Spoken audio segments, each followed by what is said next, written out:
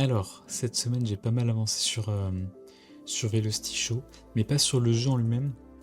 J'ai surtout upgrade le workflow, donc pour mon côté, pour que ce soit plus simple pour moi. Et donc maintenant, on va beaucoup plus vite pour Dev. Donc je vais vous montrer tout ça dans cette vidéo, mais je vais aussi vous montrer ce que j'ai apporté quand même sur Velocity Show, parce que j'ai quand même avancé le jeu un petit peu. Donc c'est parti.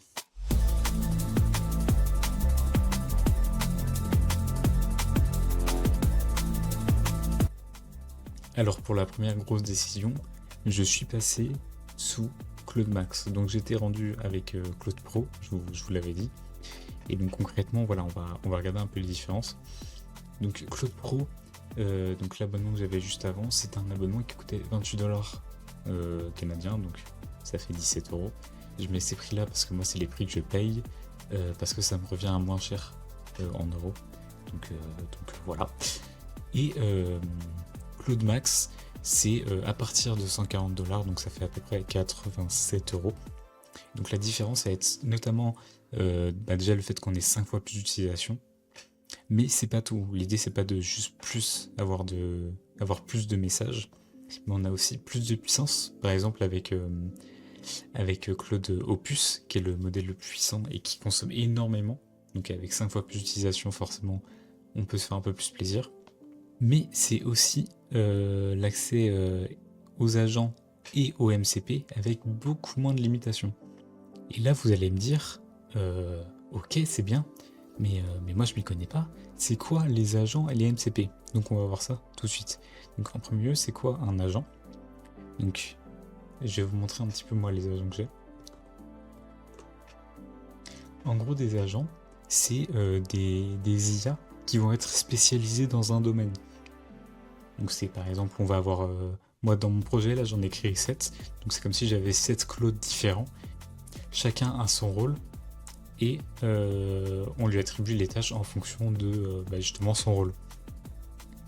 Donc là par exemple je vais avoir le level architect qui va m'aider à bien structurer mes niveaux, le game designer qui va m'aider à balancer le gameplay, le bug hunter pour trouver les bugs, le tech lead qui est le seul que j'ai mis en opus parce que c'est vraiment avec lui qu'on va avoir les plus grosses décisions stratégiques. Le sourcing, ça c'est tout ce qui est son, etc. On n'y est pas encore. Et l'user artist, donc pour tout ce qui va être effet visuel et ATH. Donc chaque agent a ses instructions custom d'environ 400 mots. Donc par exemple on va regarder le codemaster. Hop. Donc voilà, et là on peut voir donc description concrètement quand est-ce que Claude appelle cet agent-là. Et ensuite on a un prompt système donc qui est donné à chaque fois que j'appelle cet agent-là. Il y a ce prompt qui est lancé pour lui rappeler un petit peu concrètement c'est quoi son but. Ok super, maintenant ce serait bien qu'on le voit en pratique. Donc je vais vous faire un petit exemple assez simple, un peu boring, mais c'est pour montrer. Donc là par exemple, moi j'ai installé Gemini CLI, donc c'est la version Claude mais de Gemini. Et donc on va pouvoir, à partir de Claude, avec un agent spécialisé, appeler Gemini. Et ça qui peut être sympa, c'est appeler une IA avec une autre IA. Ok, donc pour tester un petit peu, donc on va voir par exemple avec Gemini, on va appeler notre agent, donc ici, voilà, notre agent de recherche, et on va lui dire par exemple quelle est la version la plus récente de Phaser disponible aujourd'hui. Et là, ce qui est intéressant, c'est que du coup, notre IA Claude va lancer donc son agent de recherche Gemini. Voilà, c'est ce qu'il me dit, voilà, je vais lancer un. Et donc, c'est Gemini qui va s'occuper de faire la recherche, voilà. Donc là, ça, c'est notre agent qui est en cours, on le voit ici. Et comme ça permet d'utiliser pas trop de ressources côté Claude. Parce que Gemini, pour le coup, c'est gratuit. Je l'ai installé gratuitement. Et vraiment, la limite de message est assez élevée. Donc si c'est juste pour faire des petites recherches comme ça, c'est pas trop grave. Et donc voilà, donc là il m'a sorti une réponse plutôt très argumentée, etc. Mais comme on peut le voir, il a pensé pendant 2 minutes 30. Donc évidemment c'est pas rentable du tout parce que nous, là on l'a pas utilisé à sa pleine puissance. C'est-à-dire que là j'ai juste fait une simple recherche classique. Et donc on s'en fout un peu, c'est pas comme ça qu'il faut l'utiliser. Un agent de recherche comme ça, ce qu'il faudra faire, c'est rechercher à plusieurs endroits des grosses quantités de data, par exemple les 10 meilleurs outils pour faire tel truc.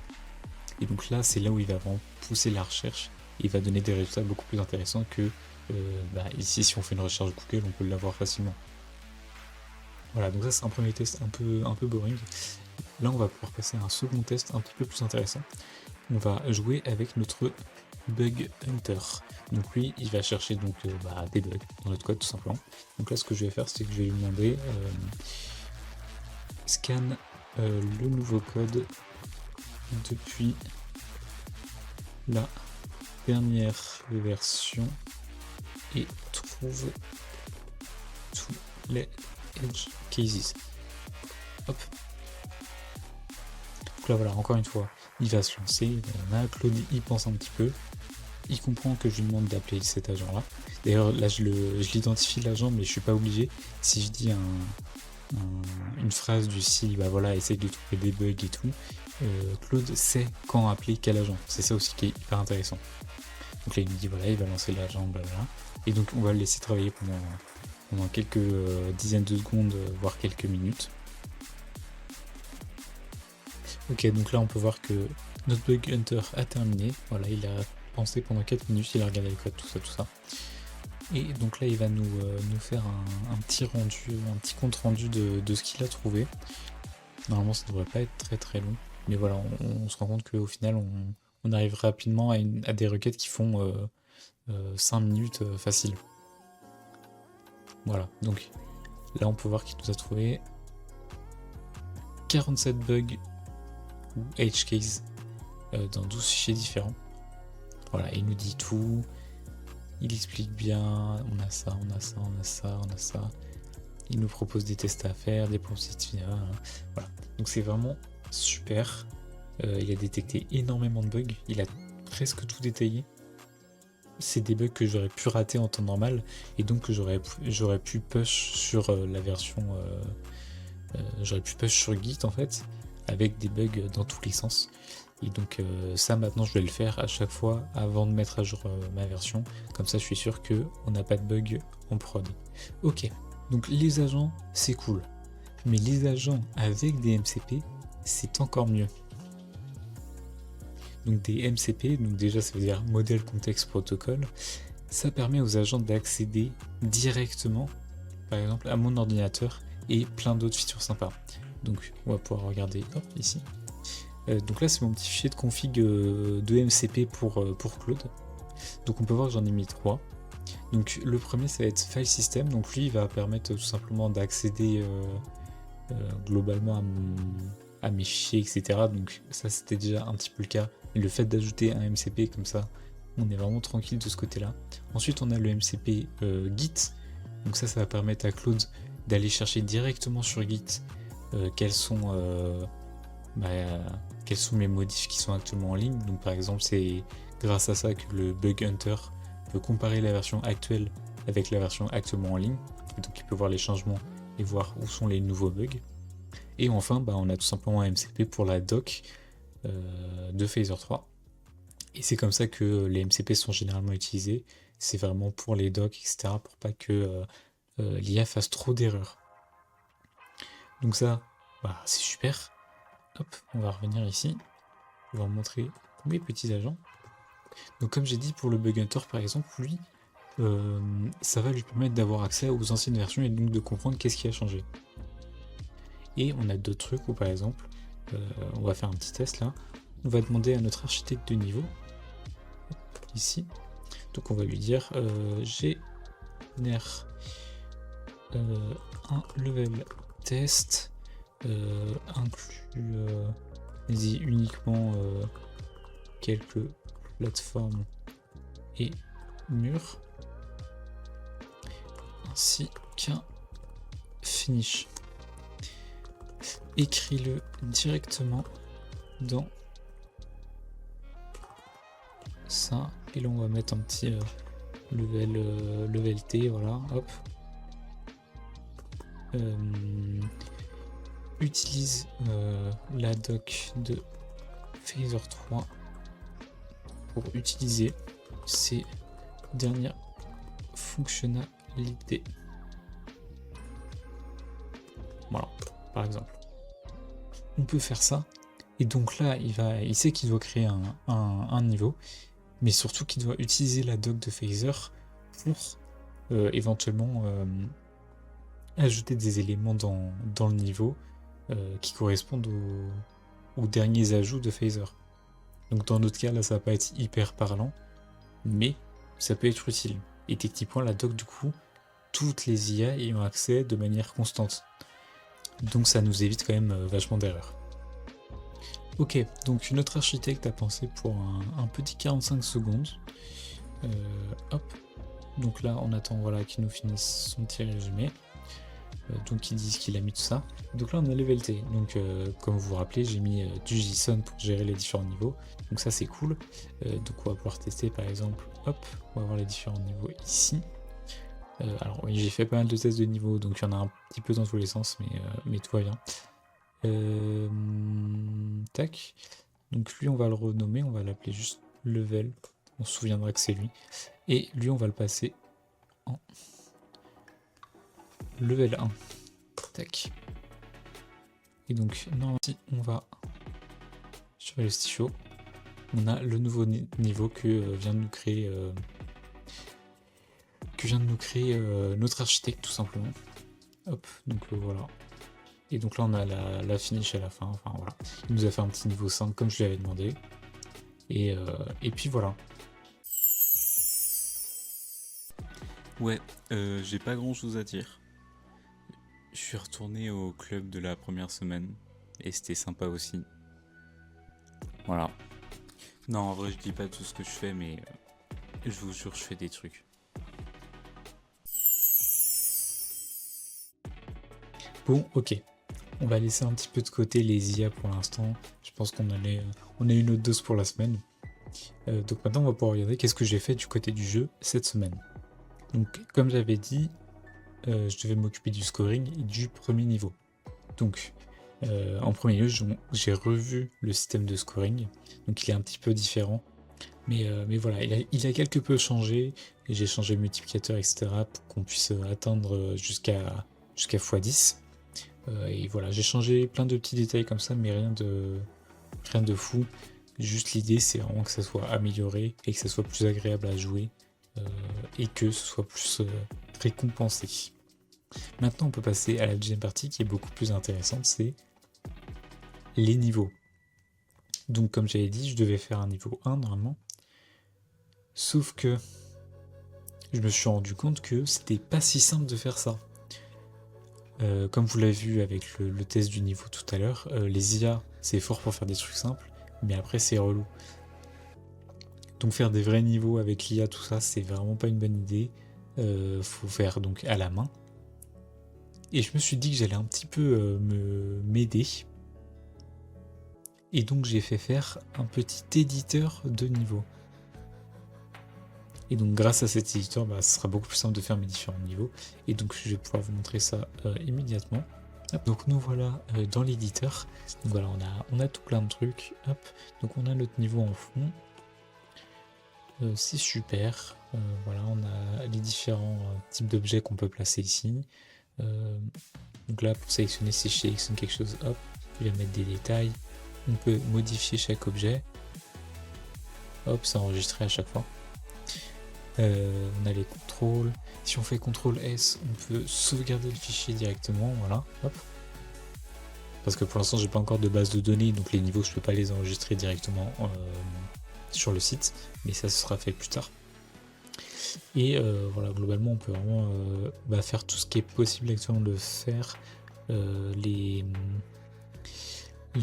rampes, on peut les tourner, voilà, les rotate, c'est super. On peut mettre le spawn, hop, voilà, comme ça. On peut mettre un finish, hop. Enfin bref, on peut un peu tout faire. Et je trouve que ça rend plutôt bien. Et j'ai fait autre chose qui est assez sympa. Hop, hop là, pas là.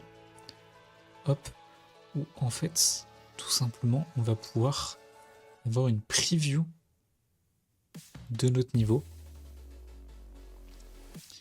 Donc par exemple, donc là j'ai créé un petit script vite fait qui s'appelle Level Preview tout simplement. Et donc on lui donne un niveau, donc nous on va lui donner le niveau 1 comme ça. Hop. On fait entrer. Et voilà, et là il nous fait, hop là voilà, il nous fait une preview. Et donc maintenant j'ai plus qu'à aller le chercher juste ici.